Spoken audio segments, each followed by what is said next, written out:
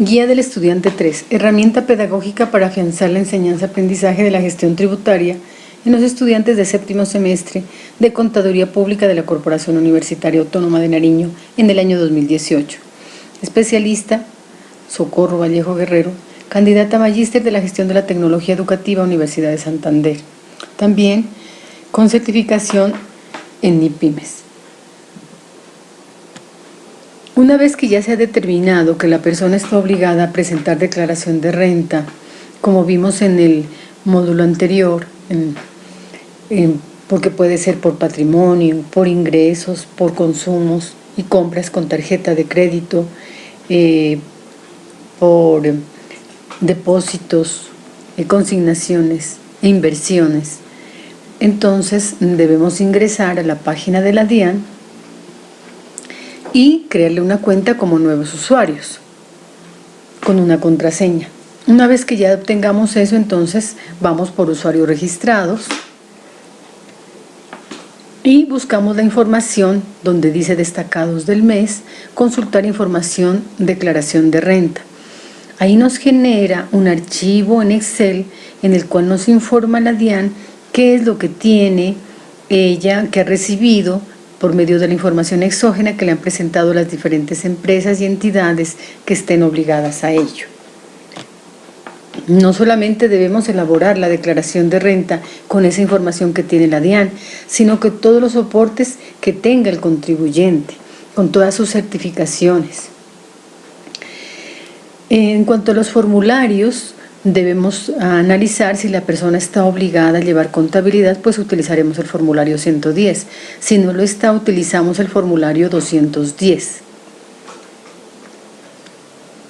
El formulario 210, que fue emitido por la DIAN en el año 2017, es un nuevo formulario porque en él ya se encuentran todas las rentas de las diferentes cédulas, que son rentas de trabajo, rentas por pensión, rentas de capital, rentas no laborales, y todo ello conjugado en un solo formulario con sus diferentes depuraciones, con sus diferentes deducciones, rentas exentas que nos permite para, una vez acumulado toda esta información, le apliquemos ya el impuesto que deberá la persona estar obligada a pagar por declaración de renta de impuesto de año 2017. Las diferentes cédulas que nos presenta son, de acuerdo a los ingresos, se clasifican por rentas de trabajo, por ingresos por pensión, por rentas de capital, por rentas de dividendos y participaciones o por rentas no laborales. Los aspectos a tener en cuenta son que las deducciones y rentas exentas son propias de cada cédula. Y si existen pérdidas, solo se deben aplicar a las rentas generadas de esa cédula.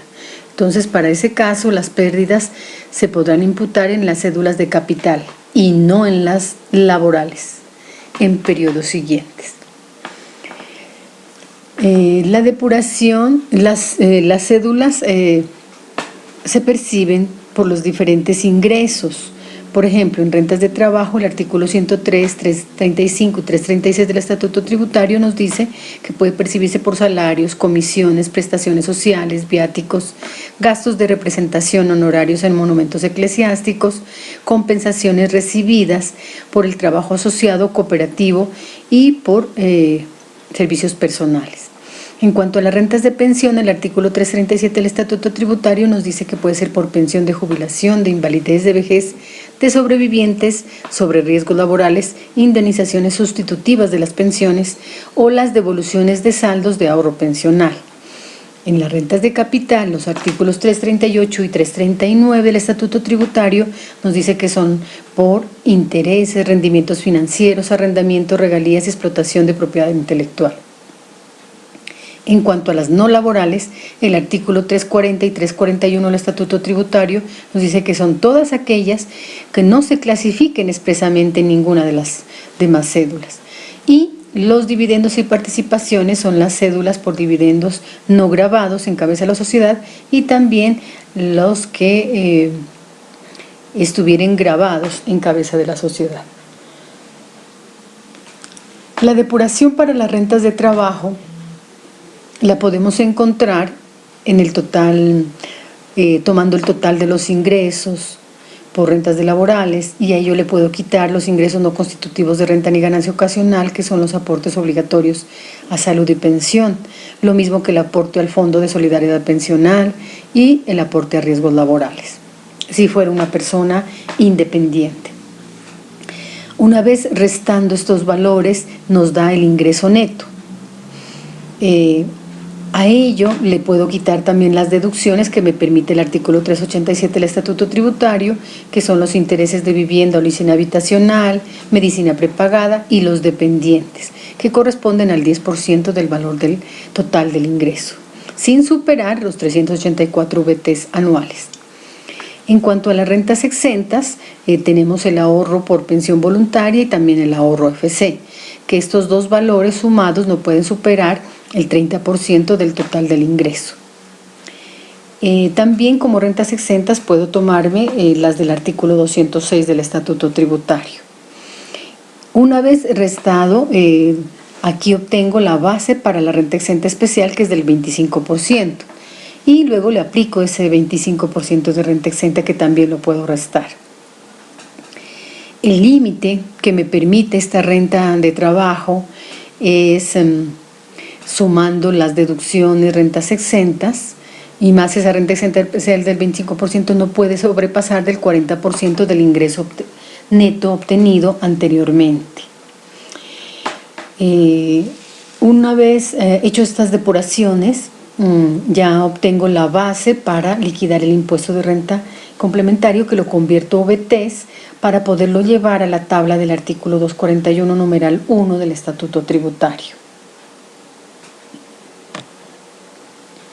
En cuanto a las rentas de pensión, debo obtener el ingreso total por este concepto de pensiones, a ello quitarle los ingresos no constitutivos de renta ni ganancia ocasional, que vienen siendo los aportes obligatorios a salud, y las rentas exentas, que son las primeras 12.000 VTs anuales de pensión de jubilación.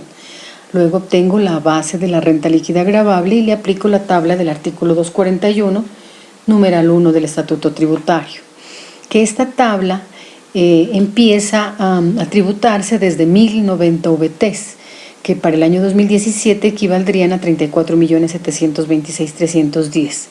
O sea que antes de este valor pues hay una exención, y eso nos lo entrega el Estado, nos lo deja para que nosotros podamos subsistir. En las rentas de capital se debe obtener los ingresos por cualquiera de estas rentas de capital, a ello quitarle los ingresos no constitutivos de renta ni ganancia ocasional, como son el aporte obligatorio a salud y pensión, y también los costos que sean aplicables a este ingreso, que tengan relación de causalidad, necesidad y proporcionalidad con el ingreso. Estos costos y deducciones no pueden superar un 10% del valor de del ingreso.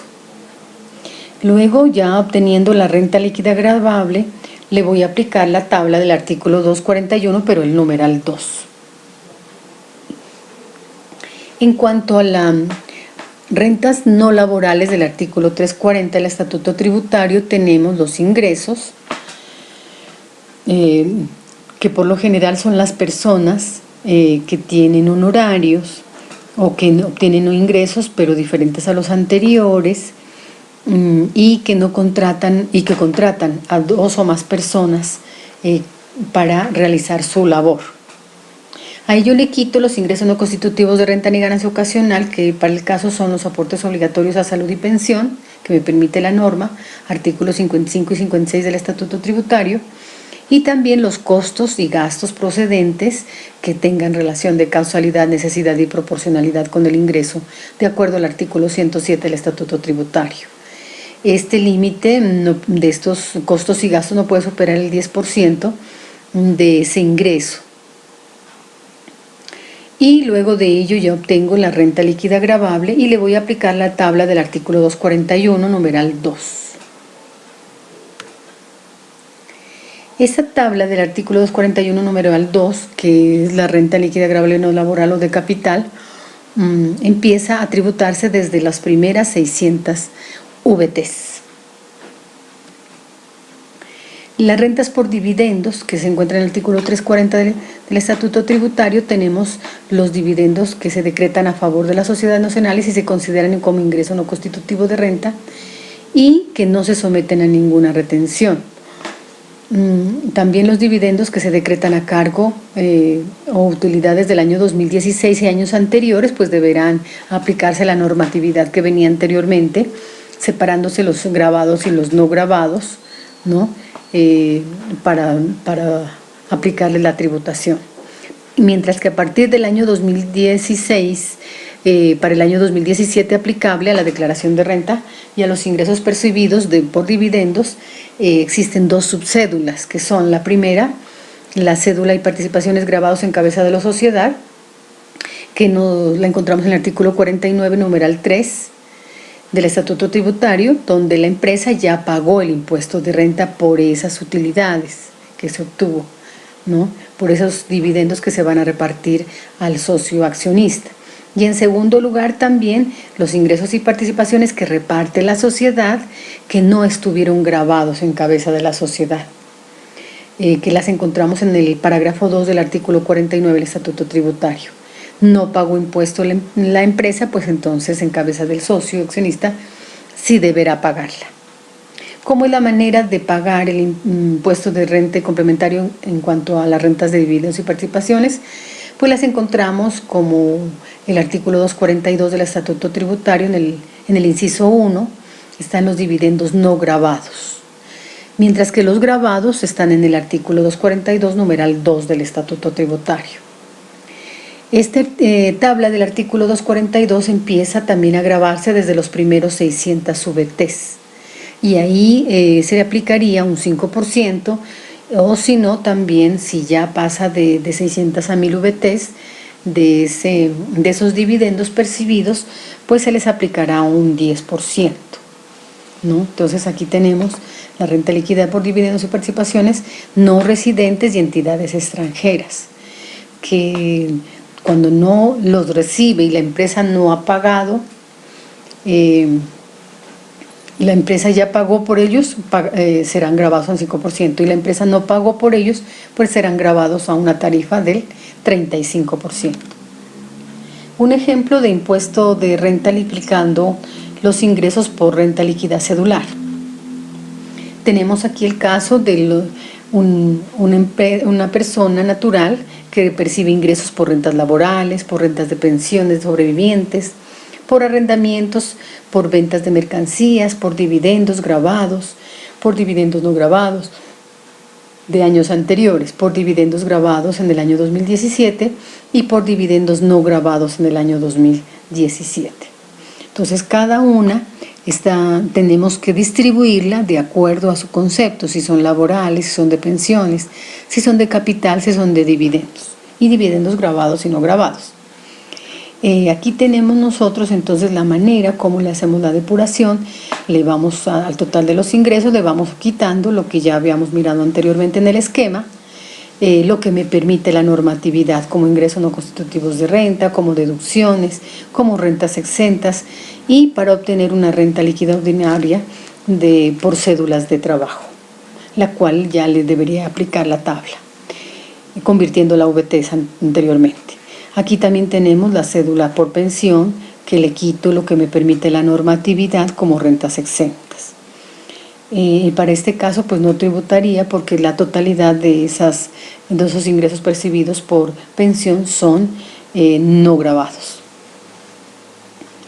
En cuanto a las rentas de capital, para nuestro caso pues tenemos los ingresos brutos que percibió por los arrendamientos la persona natural del ejemplo, ¿no? Ahí yo le quito por los ingresos no gravados, los costos y deducciones que me permita la normatividad, las rentas exentas, y me queda ya las rentas de capital. En cuanto a las rentas no laborales, pues recibió ingresos. ¿Por qué? Porque se dedicó a la actividad de compra y venta de mercancías, Y también la podemos unir, también podemos mirar los dividendos, pero que haya recibido de años anteriores. Y a ello le quito los ingresos no gravados, los costos y deducciones que me permite, hasta el límite que me permite la normatividad, y obtengo la renta líquida ordinaria cedular para aplicar la tabla correspondiente. En cuanto a las rentas cedulares por dividendos y participaciones, pues, ¿qué es lo que le voy a aplicar?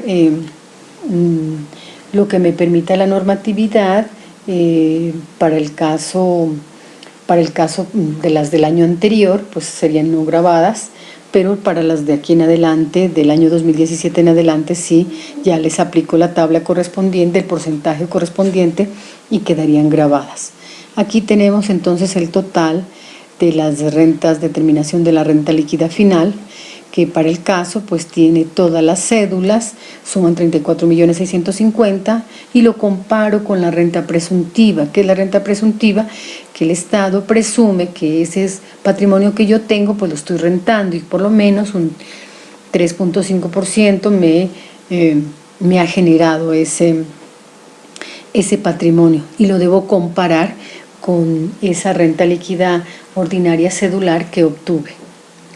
A ello también le puedo quitar, le tengo que aumentar las rentas gravables en el caso de que yo tuviera algunos activos omitidos o pasivos inexistentes que hubiera aplicado que los tuviera ocultos y no le hubiera entregado esa información al Estado.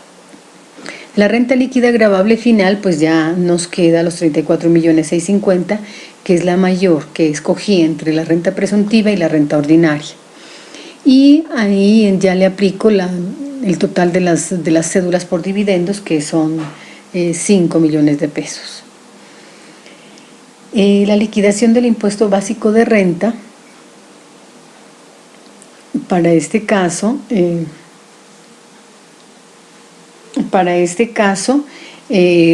pues no tributa por las rentas de trabajo, ni por las rentas de capital, ni por las rentas no laborales, pero sí tributa por estas rentas por dividendos y participaciones a una tarifa, al valor que se le aplica es una tarifa de un 35%.